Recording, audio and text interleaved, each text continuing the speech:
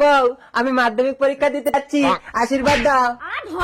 বউকে প্রণাম করছে, উনি 20 বছর ধরে মাধ্যমিক দিচ্ছে, একবারও পাস করে না ঘোড়া। হ্যাঁ, আমার বাবা বলেছে জীবনে যতই ঝড় আসুক এক জায়গায় শক্ত হয়ে দাঁড়িয়ে থাকতে হয়। থাকো তুমি দাঁড়িয়ে, আমি চললাম বাপের বাড়ি। ও বউ যেও না, এবার একটা কল করেছি, আমি পাস করবই। ঠিক আছে, যদি মাধ্যমিকে পাস করো তাহলে আসবো, আর যদি মাধ্যমিকে ফেল করো আর কোনোদিনই আসবো না। পাস না করতে পারলে বউ আর আসবে না।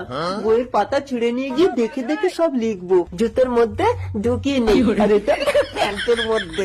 এবারে আমি 100-র মধ্যে 150 নাম্বার তুলবো। যাই, পরীক্ষা দিয়ে আসি। বউ, ভালো পরীক্ষা দিয়েছি, ফার্স্ট হবো। তুমি বাড়ি চলো। কি পরীক্ষা দিয়েছো? বাংলা। এই তো, এই টুকলি দেখে আমি সব লিখেছি। বাংলা পরীক্ষায় ভূগোলের টুকলি লিখে এসেছো? এই যাও। বউ, একটু করবো, কি করবে? একটু প্রণাম করবো। তোমাকে মাধ্যমিক পরীক্ষা দিতে হবে না, একবারও পাস করো না। আরে মাস্টাররা আসলে মূর্খ, লেখাপড়া জানে না, আমার পরীক্ষার খাতা কাটিয়ে দেয়।